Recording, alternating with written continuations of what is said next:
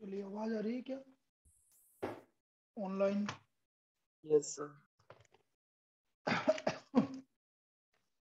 बेटा 2-3 दिन में ऑफलाइन ही ले पाऊंगा क्योंकि तबीयत खराब हो रही है मेरी, है ना। मैं भी नहीं चाहता कि आपको कुछ हो, इसलिए मैंने ऑफलाइन कर दी 3 दिन के लिए। क्योंकि 3 दिन में अभी 5 दिन हो गए तो ठीक हो जाएगा। चलिए, अपन बात कर रहे थे कि प्रॉपर्टीज की बात कर रहे थे भाई। हम प्रॉपर्टीज की कौन सी बात कर रहे थे, कौन सा वाला था? प्रॉपर्टी नंबर 3 की बात कर रहे थे।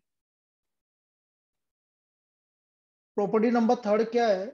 ए to B F x D X, this is equal to A to C F x D X plus C to B F x D X. C का वैल्यू ए और बी के बीच में। हमने क्या बोला, किस किस के लिए यूज में आता है ये? क्या बताया था? ग्रेटेस्ट इंटीजर फंक्शन आपका, सेकंड आपको बताया था मॉडुलस फंक्शन, और थर्ड आपको बताया था आपका इसमें इनवर्स ट्रिग्नोमेट्रिक फंक्शन। इनके लिए ये यूज में आएगा। तो मैंने आपको मॉडुलस फंक्शन की तो प्रॉब्लम करवा दी थी। आपको याद है? आपको मॉडुलस फंक्शन की प्रॉब्लम हो गई थी हमारी, राइट? यस अब देखो, इसमें अपन ग्रेटेस्ट इंटीजर फंक्शन को कैसे यूज करेंगे वो समझो। जैसे फॉर एग्जांपल मैंने बोला 0 to 3 modulus X D X और greatest integer X D X. Greatest integer तो जानते हैं ना आप सभी, क्या होता है ग्रेटेस्ट इंटीजर? याद है कि नहीं है? 0 से 1 के बीच में ग्रेटेस्ट इंटीजर की वैल्यू क्या होगी? जैसे एग्जांपल मैं आपसे बोलूं 0.75, इसका ग्रेटेस्ट इंटीजर कितना होगा बेटा? जीरो। 0 होगा। 1.27 का ग्रेटेस्ट इंटीजर? वन। 1। -7.59 का ग्रेटेस्ट इंटीजर? -8। -8। बिल्कुल सही। तो आप यहां पर एक चीज नोटिस करो, 0 से 3 को मैं ऐसे लिख सकता हूँ 0 to 1, इसके बीच में ग्रेटेस्ट इंटीजर की वैल्यू क्या होगी? 0। फिर 1 से 2, इसके बीच में ग्रेटेस्ट इंटीजर की वैल्यू क्या होगी? 1। और 2 से 3, इसके ग्रेटेस्ट इंटीजर की वैल्यू इसमें क्या होगी? 2। ये समझ में आया? Yes sir. 0 से 1 के बीच में ग्रेटेस्ट इंटीजर की वैल्यू 0 होगी, 1 से 2 के बीच में ग्रेटेस्ट इंटीजर की वैल्यू 1 होगी, और 2 से 3 के बीच में ग्रेटेस्ट इंटीजर की वैल्यू 2 होगी। नाउ 0 का ग्रेटेस्ट इंटीजर 0 होता है, इसलिए कोई दिक्कत ही नहीं, इसको तो हटाओ। 1 का ग्रेटेस्ट इंटीजर होता है x, तो उसकी लिमिट लग गई 1 से लेकर 2। और 2 का ग्रेटेस्ट इंटीजर होता है 2x, तो इसकी लिमिट लग गई 2 to 3। ये इसकी ग्रेटेस्ट इंटीजर वैल्यू लग गई है। अब लिमिट लगा दो, 2 - 1 upper limit minus lower limit, और इसमें लिमिट लगा दी 6 - 4, तो ये आ गया 1 + 2। सो what is the greatest integer value, मतलब इसका इंटीग्रल क्या हो गया? 3 के इक्वल हो गया। इसमें कोई दिक्कत किसी को? बोलिए। No sir.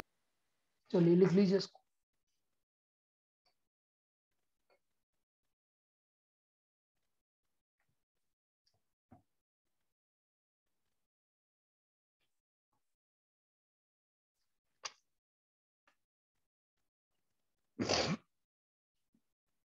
इसी तरह से एक और प्रॉब्लम की यदि मैं बात करूं, कि मैंने जैसे बोल दिया 0 to 2 x² minus greatest integer x minus greatest integer of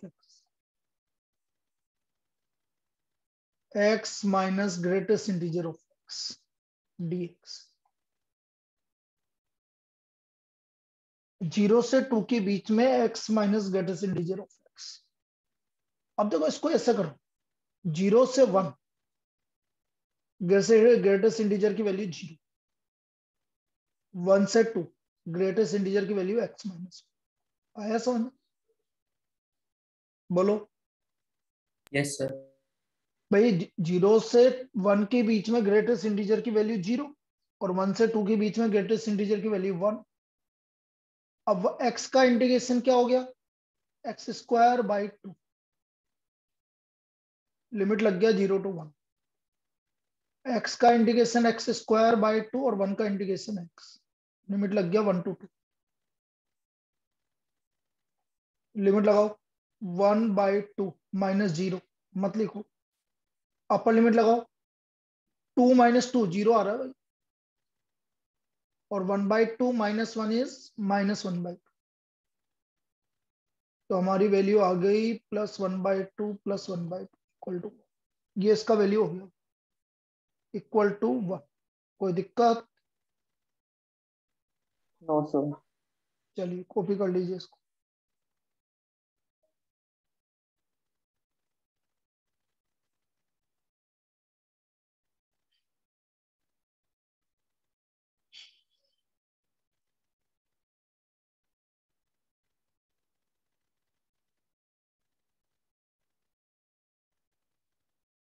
अगले पेज पे आ जाए, लिख लिया हो तो सबने।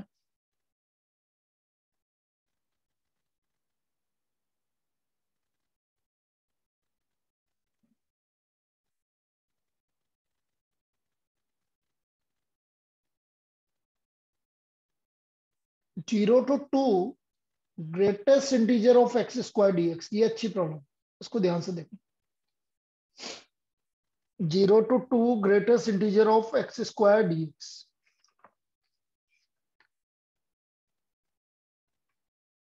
अब देखो इसमें 0 to 2 greatest integer of x square dx में क्या होगा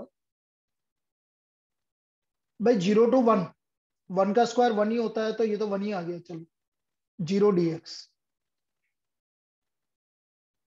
अगली लिमिट जाएगी बेटा, यहाँ x की वैल्यू क्या रखूं कि 2 आ जाए भाई, 2 का स्क्वायर, यहाँ पर 2 का स्क्वायर रखो, 2 x इक्वल टू 2 रखो, कितना आ रहा है 2 का स्क्वायर 4 हो रहा है, तो 4 से पहले तो बेटा 2 भी आता है 3 भी आता है, तो मैं लिमिट जाएगी 0 to 1 to √2, तो ये आएगा 1 dx। फिर आएगा √2 to √3, ये आएगा 2 dx। और फिर आएगा √3 से 2, और ये आएगा 3 dx। ये आएगा हमारा 3 dx। ये समझ में आया? सर ये एक बार वापस समझा दो। बता रहा हूं, पहले ये किसने कनेक्ट किया एक बार देख लो।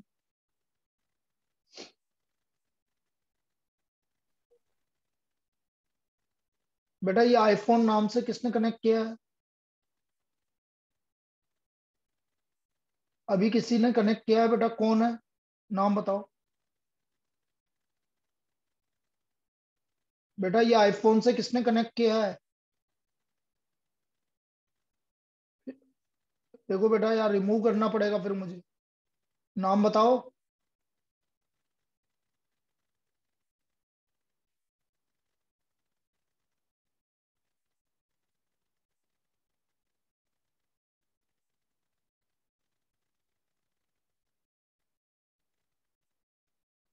भाई आपका यहाँ पर 0 रखेगा बेटा, 0 का स्क्वायर तो 0, और इधर 2 का स्क्वायर 4, तो बेटा 0 से 4 के बीच में 1 भी आता है, 2 भी आता है, 3 भी आता है, 4 भी आता है, ऐसे 0 1 2 3 4। अब ये 0 किसका स्क्वायर करने पे आया? 0। 1 किसका स्क्वायर करने पे आया? 1। 2 किसका स्क्वायर करने पे आया? √2। और 3 किसका स्क्वायर करने पे आया? √3। और 4 किसका स्क्वायर करने पे आया? √2 का। तो आपकी लिमिट ये जाएगी भाई, 0 to 1, 1 to √2, √2 to √3, √3 से 2। आया आप समझ में? Yes sir. तो इसलिए ये 4 लिमिट में आपका होगा। 0 का इंटीग्रेशन 0, 1 का इंटीग्रेशन x, लिमिट लग गई 1 से √2, 2 का इंटीग्रेशन 2x, लिमिट लग गई √2 से √3, और 3 का इंटीग्रेशन 3x, लिमिट लग गई √3 से 2। ये आ गया √2 - 1। Plus 2√3 minus 2√2, 6 minus 3√3। अब देखो √2 minus √2 minus √2, 6 minus 1 5 minus √2 minus √3, ये हमारा इसका आंसर है। 5 माइनस √2 माइनस √3। कोई दिक्कत बोलिए, इसमें कोई दिक्कत? No sir. लिख लीजिए।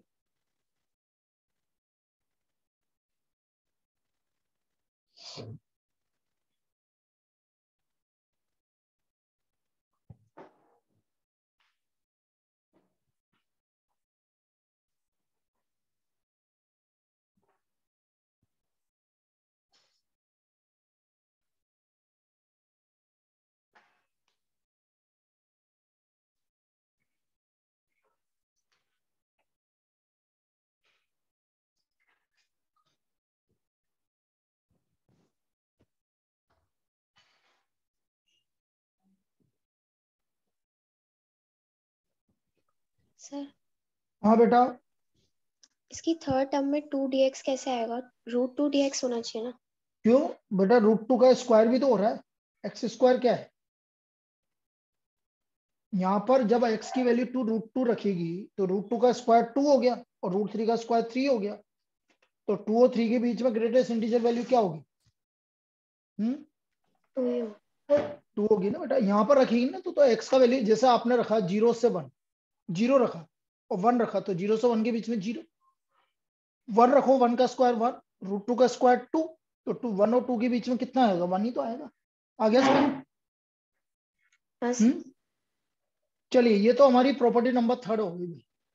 बस इस पे इस तरह की प्रॉब्लम पूछी जाती है। अब हम बात कर रहे हैं प्रॉपर्टी नंबर 4। इस पे सबसे ज्यादा प्रॉब्लम आती है प्रॉपर्टी नंबर 4 और 5 पर। 4 प्रॉपर्टी है a to b fx dx,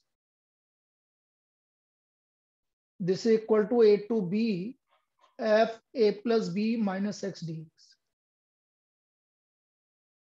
a to b fx dx is equal to a to b f a plus b minus x dx।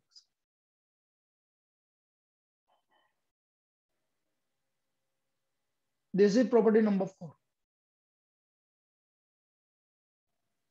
पहले इसका प्रूफ देखेंगे हम। प्रूफ पूछ लिया जाता है।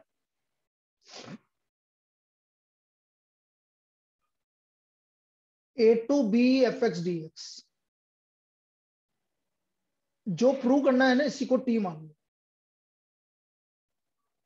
Late a plus B minus X equal to T, तो x का वैल्यू आ गया a plus B minus T, तो dx equal to minus D T आ गई। लिमिट चेंज होगी when x equal to a, x equal to a रख दो। तो बेटा t का वैल्यू b आ गई। भाई x का वैल्यू मैंने रखा, x का इंटीग्रेशन dx, a का 0 b का 0 माइनस डी टी। अब मेरे को लिमिट चेंज करनी पड़ेगी। When x equal to a रखा तो t का वैल्यू b आ गई। When x equal to b तो t का वैल्यू a आ गया।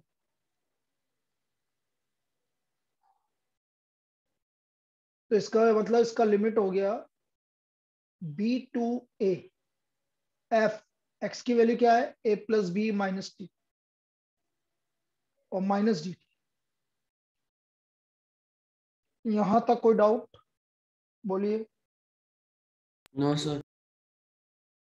कॉपी कर लो यहाँ पे, a plus B minus T D T.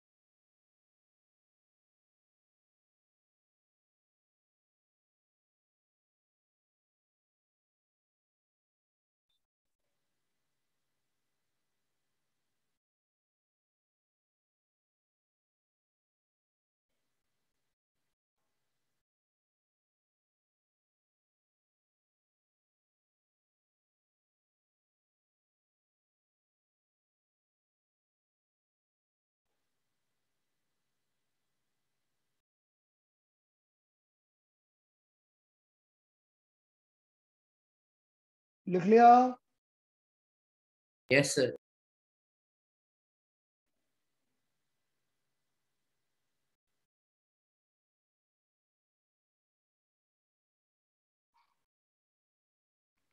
अब देखो ये माइनस आ रहा है, लिमिट इंटरचेंज कर दो। जैसे लिमिट इंटरचेंज करोगे तो फिर माइनस साइन आएगा, और माइनस डी टी का प्लस डी टी हो गया बाय प्रॉपर्टी। ये प्रॉपर्टी जो मैंने बताई थी, second property, a to B F x D x is equal to minus b to a f x D x. उससे मैंने लिमिट चेंज कर दी, फिर लिमिट चेंज कर दो, और लिमिट चेंज हो गई। अब टी की जगह एक्स रख दो।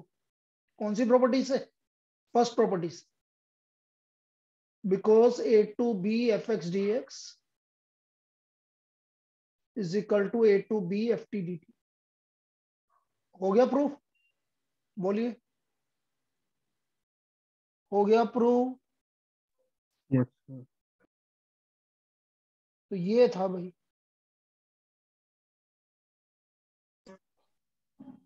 इस तरह से प्रूफ होगा। आप देख लो इसको, दोबारा दिक्कत कहीं भी दिक्कत आ रही है तो पूछ लो। सर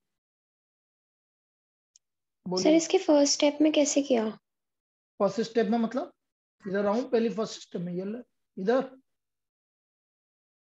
सर इस पेज के जो लास्ट स्टेप में ए टू बी थी ना लिमिट, तो बी टू ए कैसे हो गई इसमें? लिमिट इंटरचेंज की तो ये माइनस और माइनस प्लस हो गया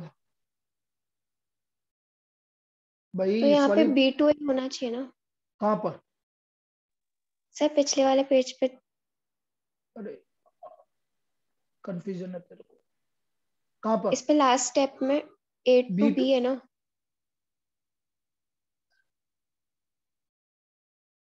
कहाँ? ए टू बी, बी टू है ना? पर सर यहाँ पे कैसे इंटरचेंज हो गई? माइनस का साइन तो बाद में लगा ना। तो माइनस और माइनस, ये माइनस पढ़ा भी तो है। दो बार अरे चेंज हो गई फिर। एक मिनट के लिए, तेने एक्स की जगह ए प्लस बी माइनस टी रखा, कोई दिक्कत? नहीं बोल सर। दी जा।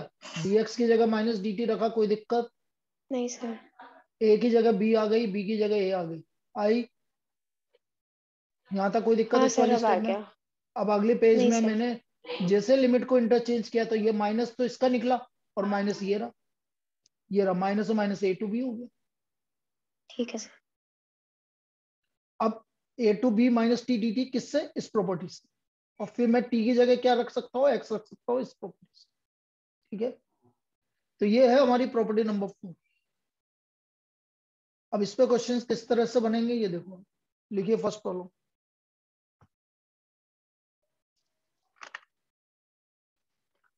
Property number 4,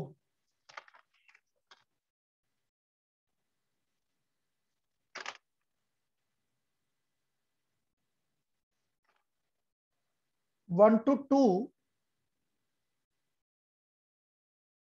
under root x upon under root 3 minus x plus under root x D x.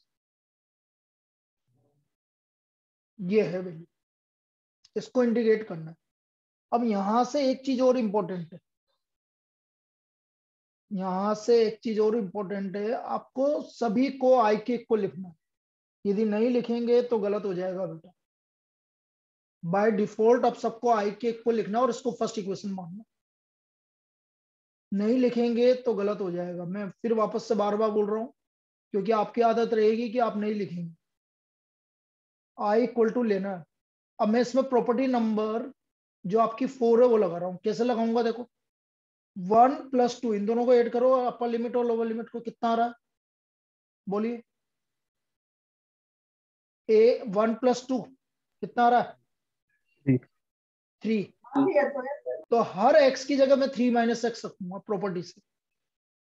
X की जगह 3 माइनस एक्स, 3 माइनस एक्स की जगह 3 माइनस एक्स, और एक्स की जगह 3 माइनस एक्स। ये प्रॉपर्टी से लिख दिया मैंने। By property a to B F x D x is equal to A to B f a plus B minus x D x. ये हमने प्रॉपर्टी से लिख दिया। क्या लिखा, 1+2 3 - x, हर x की जगह 3 - x। क्या ये समझ में आया? Yes, बोलिए। sir. 1 to 2 √3 - x, इसको ओपन करो भाई, 3 - 3 कैंसिल, प्लस x हो गया ये, और √3 - x dx, ये हमारी सेकेंड इक्वेशन होगी। अब इन दोनों को ऐड कर दो, फर्स्ट और सेकंड को, 8 फर्स्ट एंड सेकंड।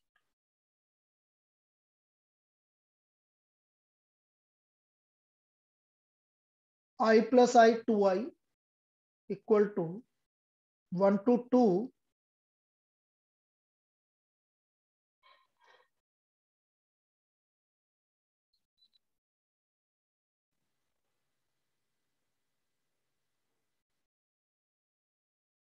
मानव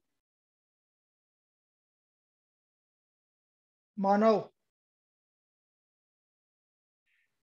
मानव मानव अरे यार, बहुत-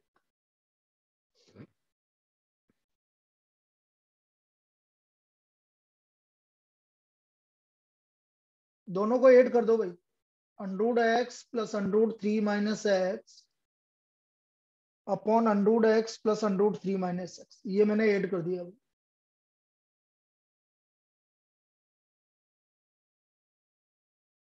√x + √3 - x, देखो डिनोमिनेटर दोनों का सेम था तो न्यूमरेटर ऐड हो गए, दोनों को ऐड करते क्या आया भाई, ये बोलो क्या आ गया, कैंसिल हो गया तो 1 आ गया, Yes, sir. कैंसिल कर दिया तो 1 आ गया। तो देखो इधर ये 2i = 1 to 2 1 dx, 1 का इंडिकेशन x, लिमिट लगा दो,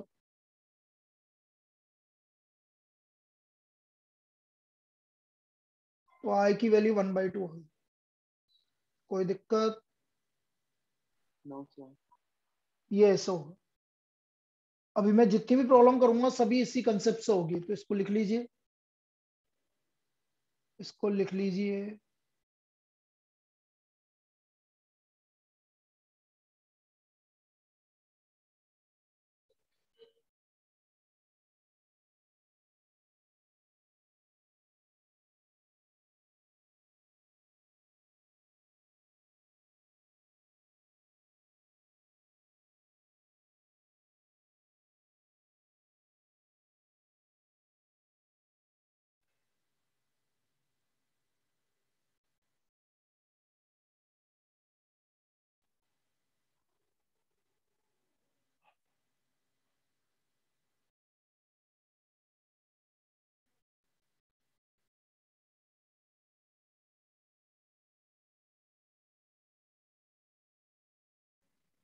चले आगे चले,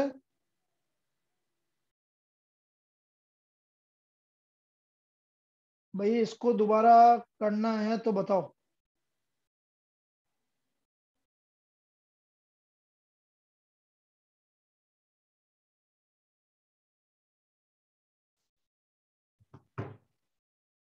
next,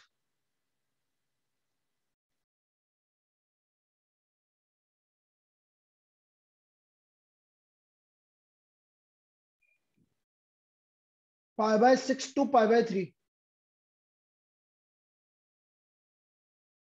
dx upon 1 + √cot x। और मैंने पहले ही बोला इसको i = लिखना है भाई, i = सबसे पहले आप क्या करेंगे, इसमें जो ये √cot x है इसको आप √cos x upon √sin x लिखेंगे। π/6 to π/3 dx upon 1 + √cos x upon √sin x, इस तरह से एलसीएम ले लेंगे।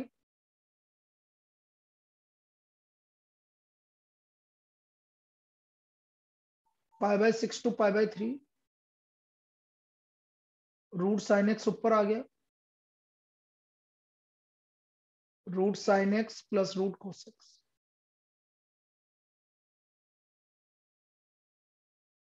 dx। ये हमारी फर्स्ट इक्वेशन है। अब इसमें प्रॉपर्टी लगाते हैं भाई। करो भाई, इसकी लोअर लिमिट और अपर लिमिट को ऐड करो, कितना आ रहा है? π/6 और π/3 को प्रॉपर्टी लगाने के लिए इन दोनों को ऐड करना पड़ेगा। बोलो कितना आया? π/6 और π/3 को ऐड करो, कितना आ रहा है बेटा? π/2। π/2 आ रहा है। तो हर x की जगह हम क्या रखेंगे? π/2 माइनस एक्स रखेंगे। हर x की जगह हम π/2 माइनस एक्स रखेंगे।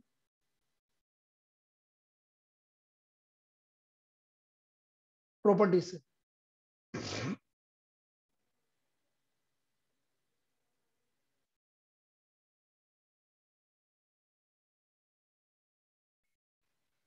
बाय प्रॉपर्टी लिखना पड़ेगा। By property a to b fx dx is equal to a to b f a plus b minus x dx। ये हमने प्रॉपर्टी से इसको लिख दिया। Now what is sine π/2 minus X? बोले सभी। cos x, cos x। और cos π/2 minus X sin x। sin x। तो ये रख दिया भाई, π/6 to π/3 √ cos x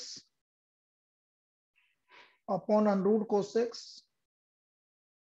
plus √ sin x dx। √ cos x plus √ cos x plus √ sin x dx। ये हमारी सेकेंड इक्वेशन होगी। ये हमारी सेकेंड इक्वेशन होगी। यहां तक कोई दिक्कत? no sir, अब देखो, इसमें दोनों को क्या कर देंगे? ऐड कर देंगे। Add first and second. Add first and second.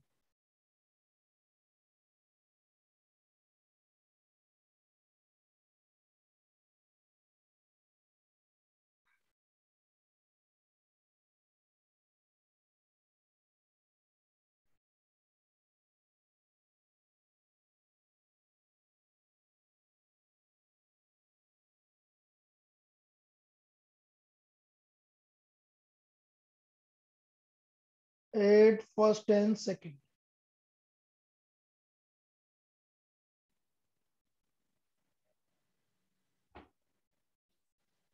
तो ये हो गया आपका, दोनों को ऐड किया तो कितना हो गया? 2i equal to π/6 to π/3 root sine x plus root cos X upon root sine x plus root cos x.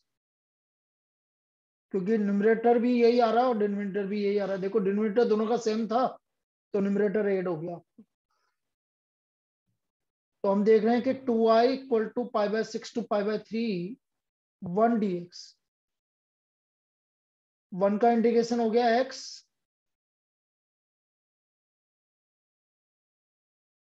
Limit लगा दो, π/3 माइनस π/6 जो कि किसके इक्वल आया? π/6। So what is the value of i? π/12। i का वैल्यू आ गया pi. आया समझ में? yes sir, चलिए लिख लीजिए। बिल्कुल फिक्स पैटर्न से होगा बेटा, ऐसा कुछ भी नहीं है इसमें। फिक्स पैटर्न से होगा।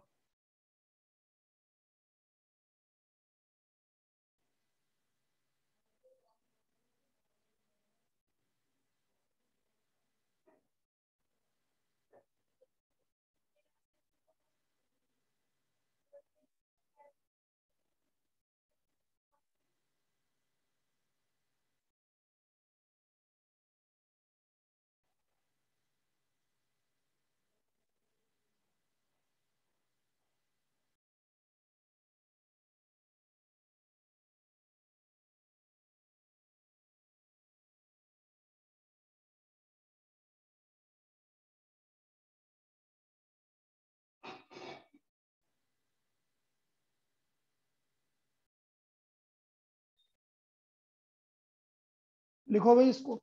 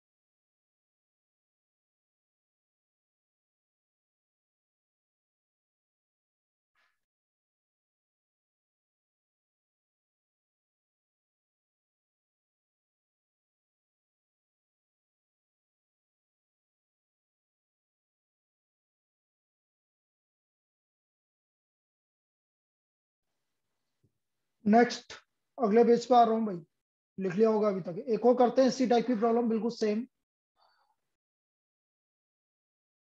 मैंने बोला कि by default I equal to लिखना ही है आपको, π/6 टू π/3। मैंने आपसे बोला कि जैसे हमने बोल दिया fifth root of sine x upon fifth root of sine x plus fifth root of cos x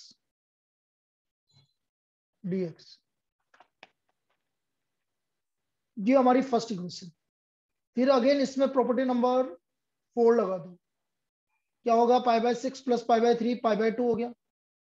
तो हर x की जगह π/2 sine π/2 minus x,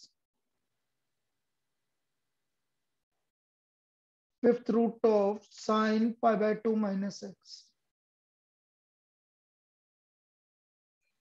plus fifth root of cos π/2 minus X. ये हमने प्रॉपर्टी लगा दी, property number 4। By property a to b fx dx, this is equal to a to b f a minus b a plus b minus x dx। तो हम क्या देख रहे हैं कि sine π/2 minus x root cos x fifth root of cos x plus fifth root of sine x, ये हमारी second equation. Now add 1 and 2।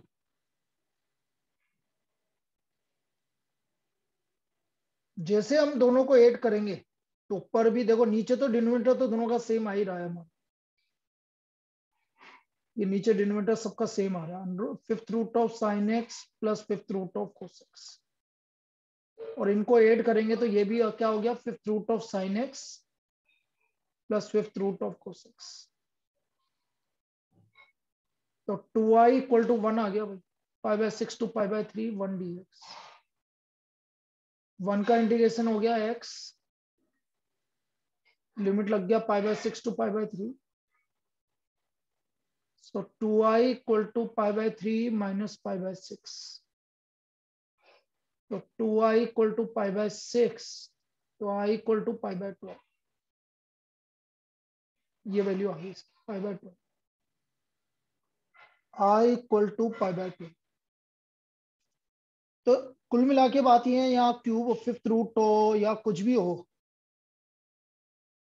Fifth root हो या कुछ भी हो, आपको क्या करना है, आपको लिमिट लगानी है, मतलब प्रॉपर्टी नंबर 4 लगानी है, उससे क्या आ जाएगा 1 आ जाएगा। चलिए कॉपी कर लीजिए इसको भी।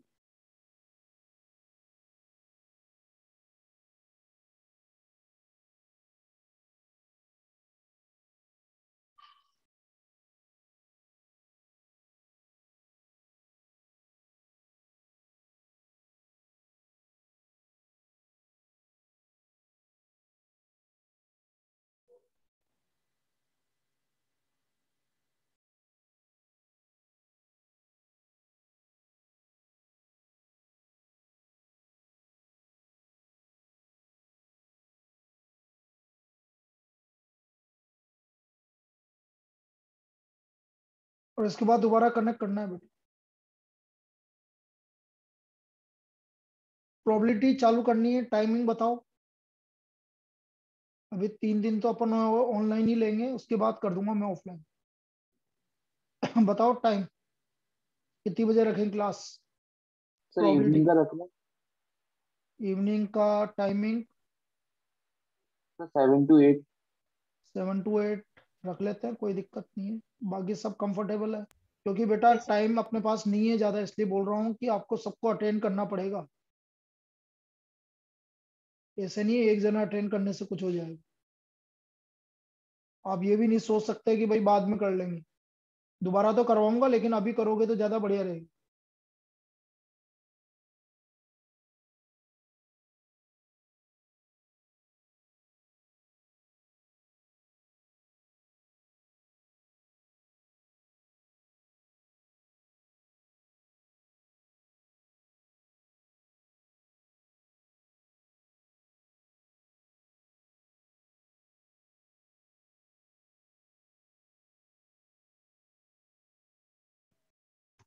चलो दोबारा कनेक्ट कर लो।